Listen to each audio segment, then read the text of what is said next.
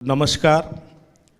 हमारे सामने जो शख्सियत बैठे हैं उनको किसी पहचान की ज़रूरत नहीं है, और पहचान की ज़रूरत इसलिए भी नहीं होती है। जब कोई सन ऑफ सॉइल जब ऊपर जाता है तो निश्चित तौर पर वो इतने संघर्ष के बाद ऊपर पहुंचता है कि उसकी पहचान मिट्टी से लेकर के आसमान तक होती है। तो जीतन राम मांझी जी, केंद्रीय मंत्री, आप TV9 के मंच पर आए हैं, मैं तहे दिल से आपका स्वागत करना चाहता हूँ। बहुत बहुत आभार आपका, बहुत धन्यवाद। आपका कार्यक्रम बहुत व्यस्त था, अभी चुनाव भी है, और इस बीच आप हमारे लिए समय निकाले, तो फिर से मैं आपका धन्यवाद करना चाहूँगा।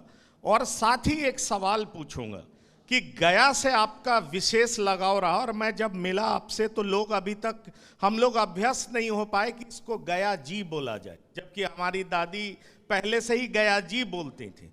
आपने तुरंत हमें कहा कि गया नहीं, गया जी बोलिए, और हमने तुरंत अपनी गलती को स्वीकार किया और हाँ कहा, सर आप बिल्कुल ठीक कह रहे हैं, गया जी।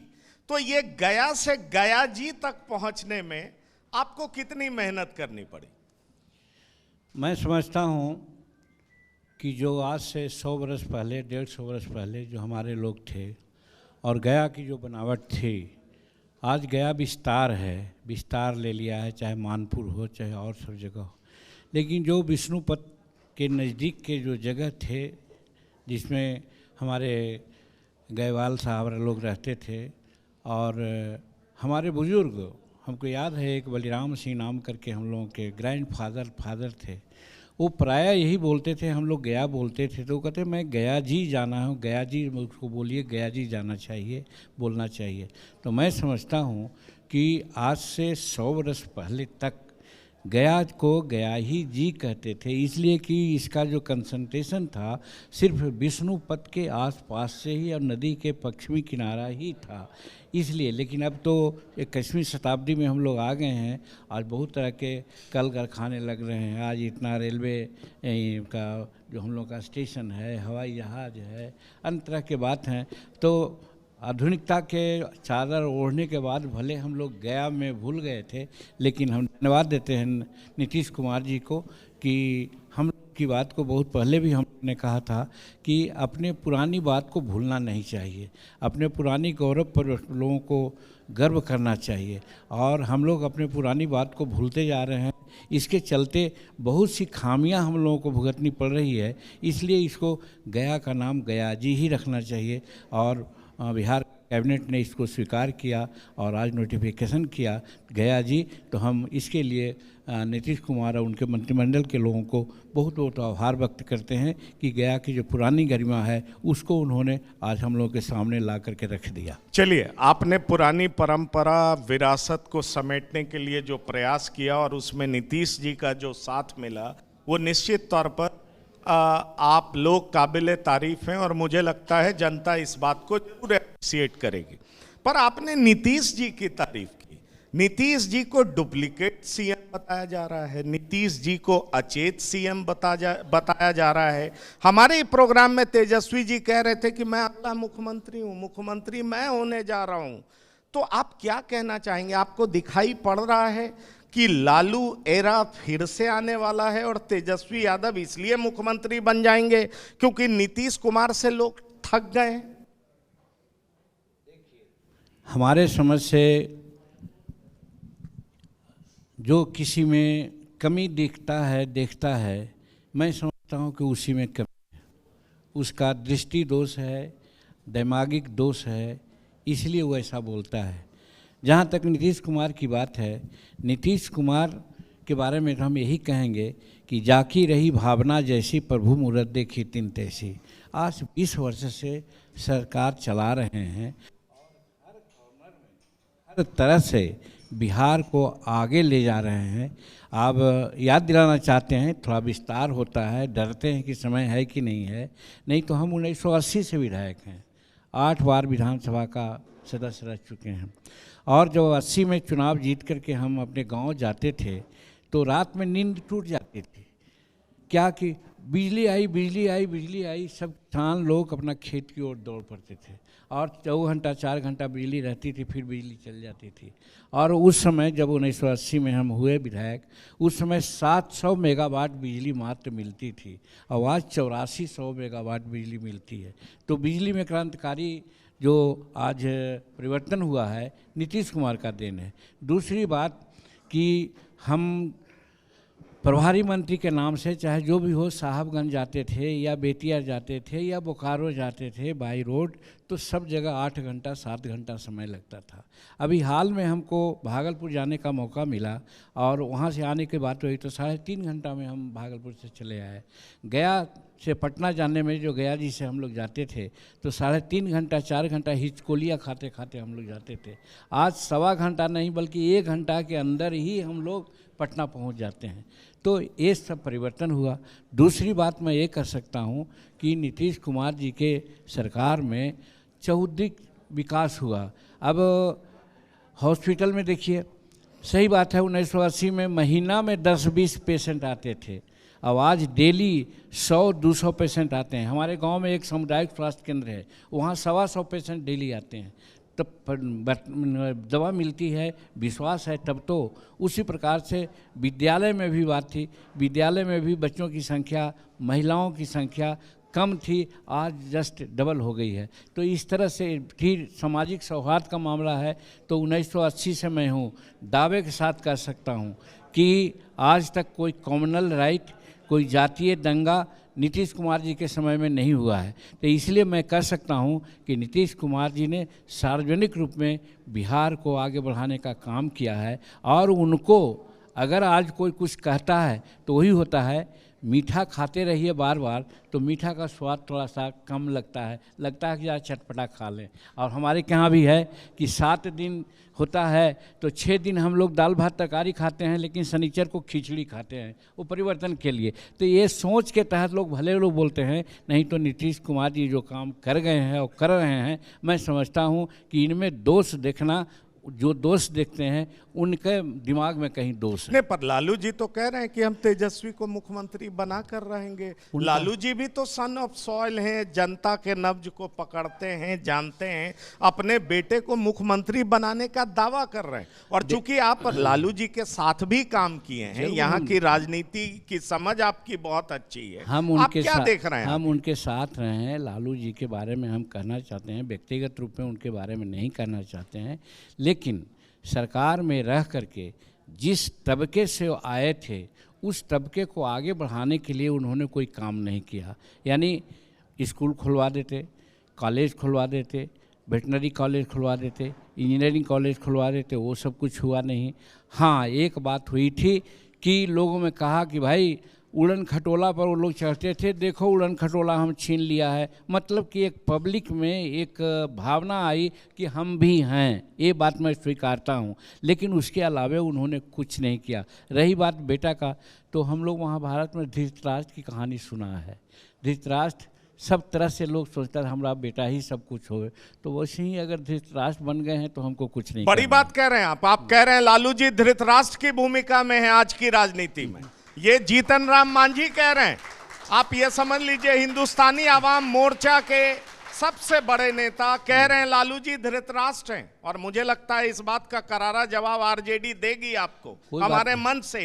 अगला सवाल मैं आपसे करना चाहूंगा कि लेफ्ट ने टीवी 9 के ही कॉन्क्लेव में दीपांकर भट्टाचार्य जी ने कहा, सरजील इमाम, आपको मालूम है देशद्रोह का मुकदमा चल रहा है, उमर खालिद देशद्रोह का मुकदमा चल रहा है। उन्होंने कहा इस सरकार में निर्दोष लोगों को फंसाया जा रहा है, ट्रायल नहीं चल रहा है, उनको बाहर होना चाहिए। मतलब महागठबंधन ऐसे लोगों को जेल से बाहर देखना चाहती है। क्या कहना चाहेंगे आप? देखिए, हिंदुस्तान में कार्यपालिका, विधायिका और न्यायपालिका 3 गो मेजर है, चौथा तो पत्रकार लोग भी हैं। तो यहाँ न्यायपालिका की स्वतंत्रता है, उसकी सर्वोच्चता है। न्यायपालिका जो भी हमारे नियम को, निर्णय को वो एक्सप्रेशन देती है और जिस प्रकार से काम करती है उसमें हम लोग हस्तक्षेप नहीं करना चाहते हैं। और इसमें अगर कोई बात करते हैं तो उनकी बात है। मैं न्यायालय को सर्वोपरि मैं मानता हूँ। न्यायालय अगर कोई बात सोच करके आगे निर्णय देते हैं तो उनको हम सर्वोपरि मानते तो हैं, उस पर उंगली उठाने की जरूरत नहीं है। पर लेफ्ट दीपांकर भट्टाचार्य महागठबंधन के दूसरे बड़े घटक दल कह लीजिए, अगर सीट के हिसाब से, ताकत के हिसाब से, वो कह रहे हैं कि शरजील इमाम और उमर खालिद को बाहर होना चाहिए। आपको लगता है कि ये सिर्फ अपीजमेंट पॉलिसी है, कम्युनिटी को खुश करने के लिए बोला जा रहा है? निश्चित रूप में देखिए, जब दीपांकर भट्टाचार्य जी की बात नाम लिया है आपने, हम सभी लेफ्ट पार्टी तथा कथित लोगों के बारे में हम कहना चाहते हैं, उनकी राजनीति आज तक यही रही है कि सबका ज़मीन हड़प लो लेकिन मेरा ज़मीन छोड़ के, सबका घर हड़प लो लेकिन मेरा घर छोड़ के, यही रहा है। आज बताइए, उच्चस्थ पद पर कोई शेड्यूल कास्ट या जिसके लिए लड़ाई करते हैं हुए हैं?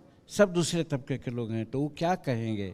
वो तो जब अपनी बात, जैसे मैंने कहा, जाकी रही भावना जैसी प्रभु देख मूरत देखी तिन तैसी, ऐसे वो बोलते हैं। इसलिए उनके बात को बहुत मैं महत्व नहीं देता हूँ।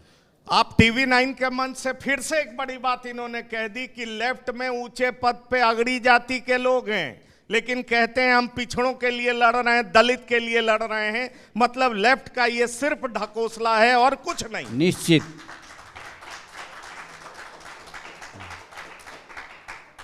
मांझी जी, ये एनडीए में क्या चल रहा है सर?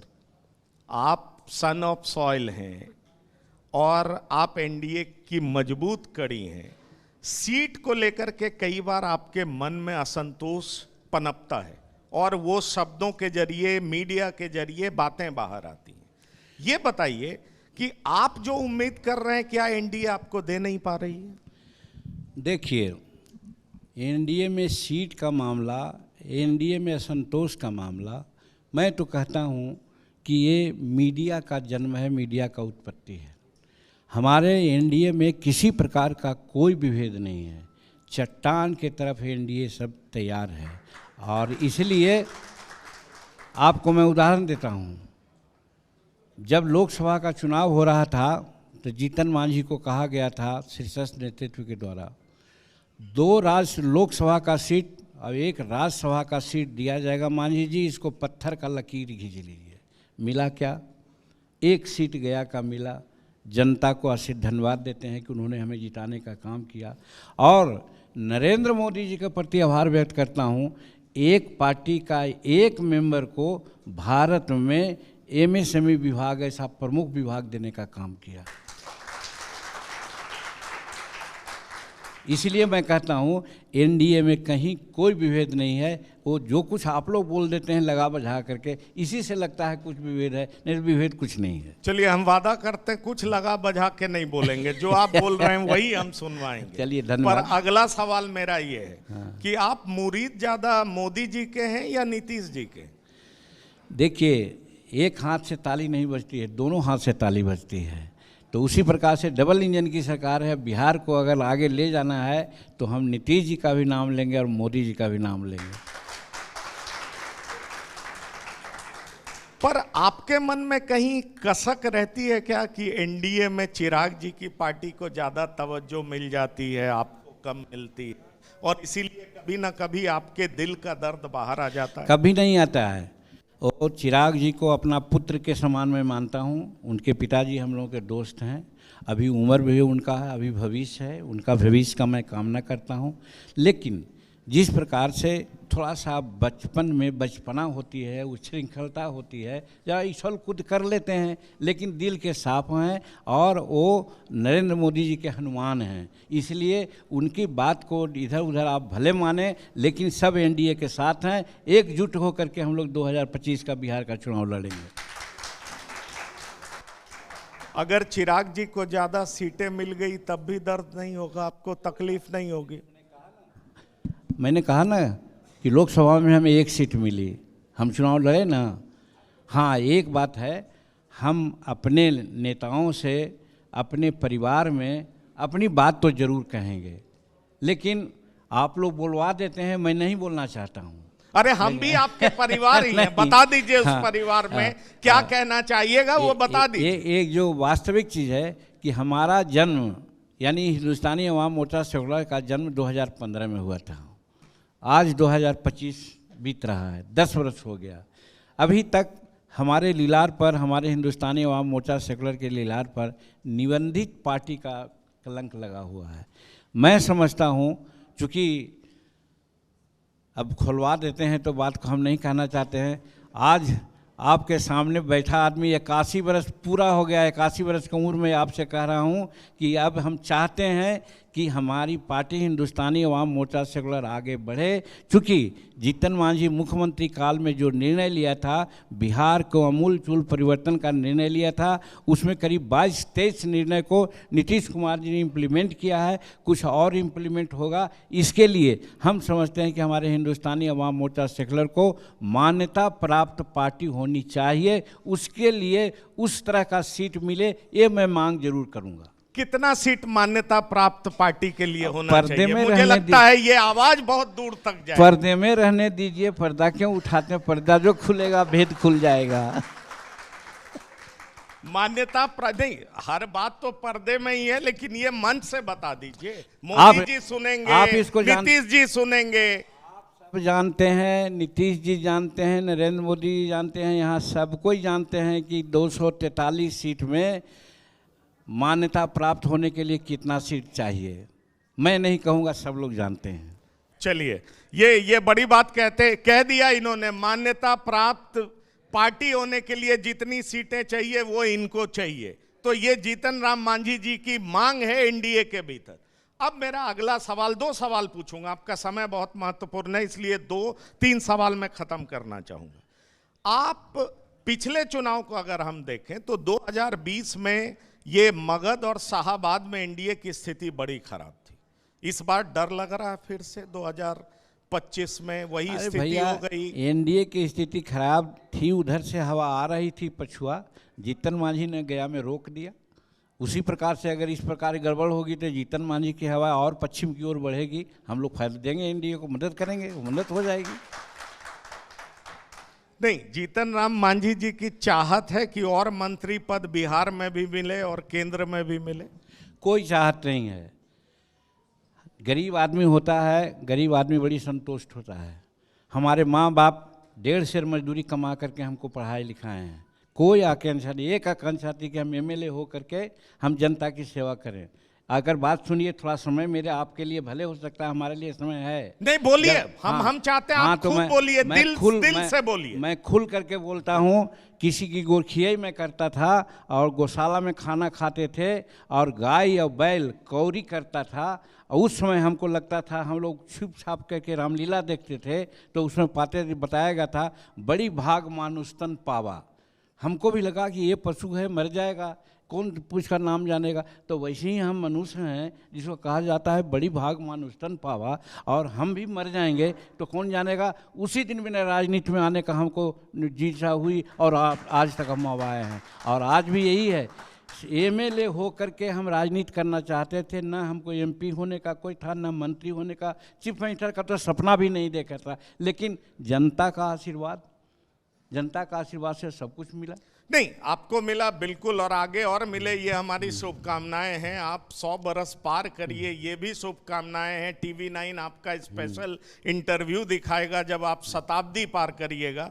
पर मैं अगला सवाल पूछना चाहूँगा। आप बहुत गरीबी से इतना ऊपर आए और अभी बिहार में गरीबों की पिटाई हो जाती है, वो सड़क पे उतरते हैं, पुलिस मारती है। आरजेडी कहती है कि भाई ये कैसी सत्ता है, शिक्षक मार खाते हैं, जीविका दीदी मार खाती हैं, तमाम लोग मार खाते हैं, और नेता सत्ता नहीं चला रहे, सत्ता रिटायर्ड अधिकारी चला रहे हैं। क्या आप जो सन ऑफ सॉइल हैं, जमीन से उठे, आपके दिल में दर्द नहीं होता? देखिए, ये बहुत बड़ा प्रश्न कर दिया। मैं समझता हूँ गरीब की पिटाई और गरीब के अत्याचार की बात कम से कम राजद के लोग नहीं कर सकते हैं। इसलिए नहीं कर सकते हैं कि 2005 के पहले क्या स्थिति थी, और आज भी मैं खुले मंच से कह रहा हूँ, विधानसभा में भी कहा हूँ कि हमारे नीतीश कुमार जी सभी फ्रंट पर 100 से एवं नंबर लाए हैं। एक ही फ्रंट है जिस पर उनमें हम कम मार्क देते हैं, वो है भूमि सुधार। और वो भूमि सुधार को कब्जा किया है राजद के लोगों ने। कहिए कैसे? आज अभी उदाहरण दे रहे थे, भलुआ एक जगह है, रमेश्वर मांझी जी पूर्व एमएलए थे, उन्होंने 5 बीघा ज़मीन बोधगया महंत से लेकर के अपना सब रसीद कटवा लिया था। उसका जो डिमांड होता है उसको काट करके वो कोई महंत का नाम उस पर लिख दिया गया है और वो महंत वहाँ मकान बना रहा है। इसी प्रकार से बास की ज़मीन का पर्चा हो, भूमि सुधार भूमिदान का पर्चा हो, सीलिंग का हो, बिहार सरकार की ज़मीन हो, जो बिहार सरकार ने देने का काम किया, आज कब्जा में 80% नहीं है और 80% सब राजद के कार्यकर्ताओं के कब्जा में है। ये मैं कहना चाहता हूँ। नहीं चलिए, इसलिए उनको बोलने का हक नहीं है। ये बड़ा आरोप है, गंभीर आरोप है। मुझे लगता है तेजस्वी जी से जरूर पूछूंगा और आपके बाद आरजेडी के नेता हैं उनसे भी ये सवाल करूं। पूछना चाहिए। हाँ बिल्कुल, पर मैं ये सवाल आपसे पूछना चाहता हूं, ये तमाम आरोप आप लगा रहे हैं, आप 81 आरोप नहीं है, वास्तविकता अच्छा है। आप सच्चाई बोल रहे हैं, मान लीजिए उदाहरण देके बताया। 81 साल में आप इतने फिट हैं और नीतीश जी की उम्र आपसे कम है, उनको अचेत बताया जाता है, उनको बीमार बताया जाता है, कहा जाता है कि वो फिट ही नहीं है,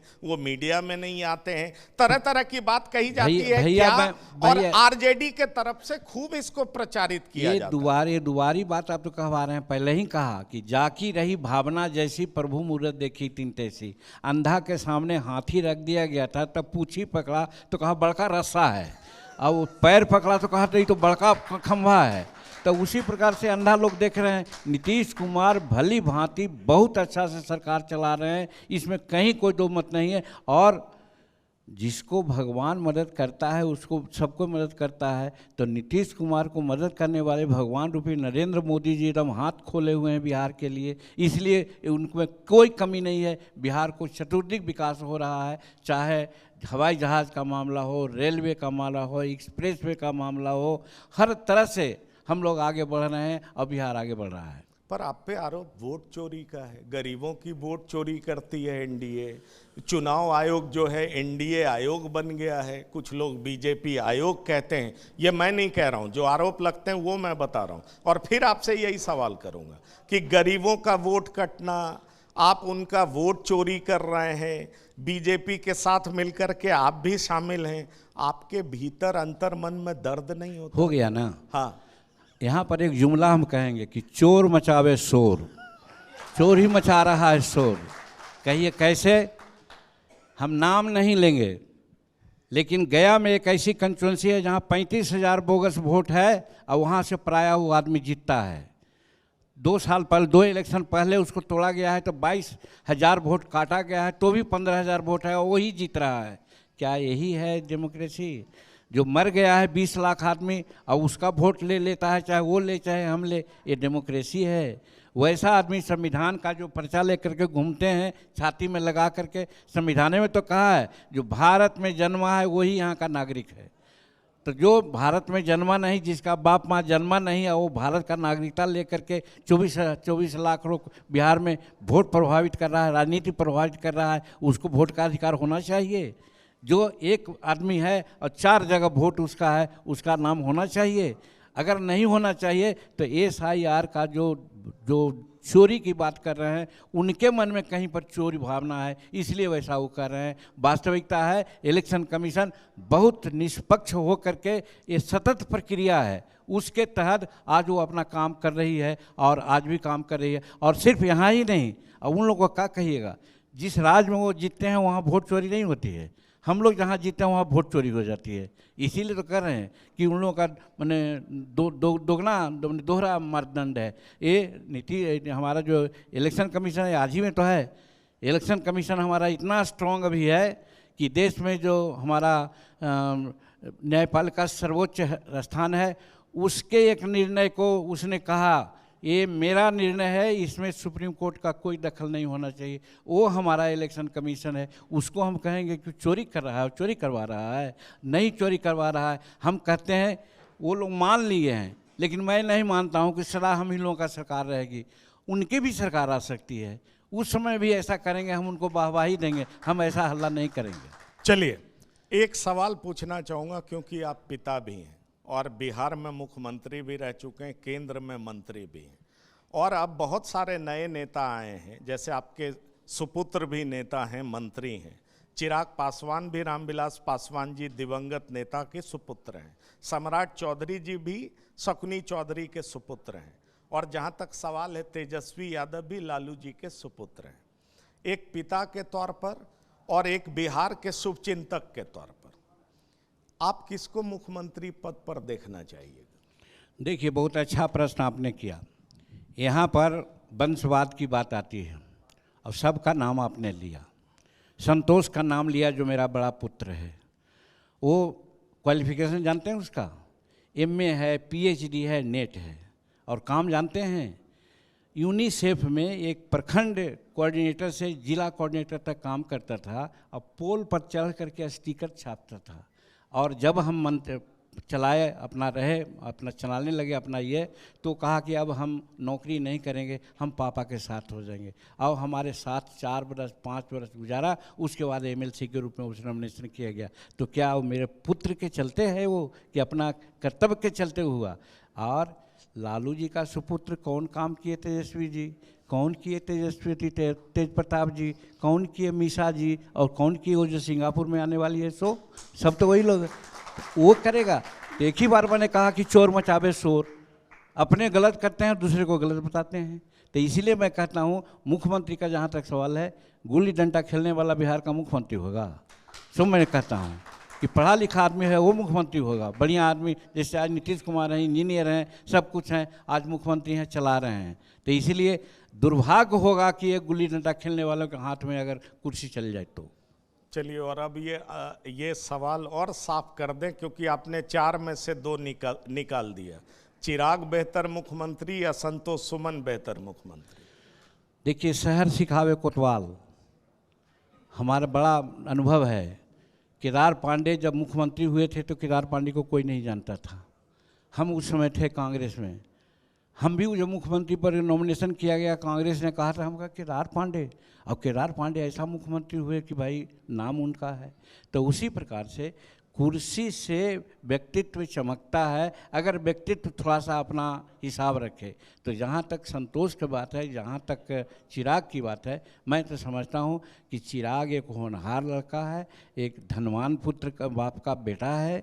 पढ़ा लिखा है कि नहीं हम तो नहीं जानते हैं। संतोष सुमन धनवान हाँ, पिता के पुत्र हैं कि नहीं? नहीं, नहीं धनवान उसका बाबा ही जब मजदूर हरा हौ करता था, उसकी मामा ही जब 1.5 फीट पानी में धान रोपती थी और 1.25 सेर मजदूरी खाती थी, तो वो अमीर कैसे हो सकता है वो? तो इसलिए उनको चिराग के बारे में हम कह सकते हैं कि उनमें है, वो चीफ मिनिस्टर हो सकते हैं, लेकिन अभी नहीं, जब तक के नीतीश कुमार हैं तब तक। चलिए, आपसे हमेशा बात करने में मजा आता है क्योंकि आप दिल खोल करके बात करते हैं। मैं 2020 में भी गया जी आया था, आपका इंटरव्यू किया था। आप जो दिल में महसूस करते बोलते हैं। अब बड़ा नेता हो गए तो आप थोड़ा थोड़ा छिपाना सीख लिए हैं, ये हमको समझ में आता है, नहीं तो पहले खुल के बोलते। धन्यवाद आपको। हम सदा खुल करके ही बोलते हैं। और बड़ा नेता मैं नहीं हूँ, मैं तो धूल का आदमी हूँ, छोटा आदमी हूँ, गरीब। आज मैं अपने गरीबी को कभी नहीं भूला है, आज भी अपने गांव में जाकर मैं रहता हूँ। अंतिम सवाल, बीजेपी के, इनफैक्ट एनडीए के प्रधानमंत्री ने लाल किले के प्राचीर से कहा था, वंशवाद और भ्रष्टाचार ये देश का 2 सबसे बड़ा दुश्मन है। चलिए, भ्रष्टाचार की जो मुहिम वो चला रखे हैं, उस पर भी बहुत सारे सवाल हैं, ये तो हम उनसे बात करेंगे। पर आपको लगता है कि वंशवाद का जो मुद्दा है, वो आप लोग जो घटक दल हैं, चाहे चिराग जी की पार्टी हो, आपकी पार्टी हो, या और भी कई लोग हैं, उनकी वजह से इस मुद्दे की धार जो है कुंद पड़ जाती है? आपको ऐसा लगता है? देखिए, वंशवाद की बात जब ही हमने डिफिनेशन दिया, बांस में बांस फूटता है, बांस होता है ना, उसमें बांसे फूटता है, दूसरा नहीं फूटता है। कारपेंटर हमारा भाई है ना, कारपेंटरी करता है ना, तो उसका कोई भी बेटा रहेगा तब बड़ी बढ़िया से कपड़ा छीन लेगा। तो उसी प्रकार से राजनीति में रहने वाला लोग है, राजनीति अपने बाप माँ के नज़दीक रह करके सीखता है तो अच्छा राजनीतिक बन सकता है। इसलिए मेरा कहने का मतलब है गुणवत्ता को देखना चाहिए, ये नहीं कि उठा के ला करके हम रख दिया, इस तरह की बात नहीं होनी चाहिए। और नहीं तो कोई गुनाह नहीं है कि एक एमएलए का बेटा एमएलए हो जाए, एक मंत्री का बेटा मंत्री हो जाए, कोई गुनाह नहीं है, बशर्ते कि उसमें योग्यता हो। तो आपको लगता है तेज प्रताप जी, तेजस्वी जी में योग्यता नहीं है? एकदम नहीं है, एकदम नहीं, मैं कह सकता हूँ एकदम नहीं है। चलिए, मांझी जी कह रहे हैं तेजस्वी सीएम के योग्य नहीं है। आप टीवी 9 के मंच पर आए, आपने हर सवाल का दिल खोल करके जवाब दिया। टीवी 9 के तरफ से आपका तहे दिल से धन्यवाद और शुक्रिया। आप इस प्रोग्राम में आए, आपने वक्त निकाला, इसके लिए बहुत बहुत धन्यवाद। आपको बहुत बहुत आभार आपका व्यक्त करते हैं कि हमारे ऐसे नाचीज आदमी को, छोटा आदमी को इतनी बात कहने का मौका मिला।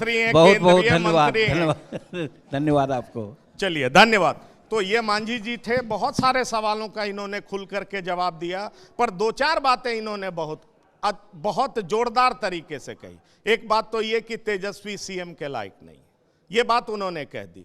वोट चोरी के आरोप को सिरे से खारिज कर दिया और कहा ये लोग वही करते हैं। जहां तक जमीन का सवाल है, इन्होंने कह दिया आरजेडी के लोग ही कब्जा करते हैं। तो अब आप समझ लीजिए। और जहां तक चिराग को लेकर के सवाल था, तो इन्होंने कहा इनकी पार्टी चाहती है कि मान्यता प्राप्त करने के लिए सीटें जो समुचित है वो मिले। तो ऐसा लगता है कि आजकल चिराग पासवान से प्यार बहुत ज़्यादा बढ़ गया है, या शायद चुनाव पास आया है तो एनडीए डिवाइडेड हाउस है, ऐसा दिखना नहीं पसंद करेंगे ये। बहरहाल एक बार फिर से धन्यवाद और शुक्रिया।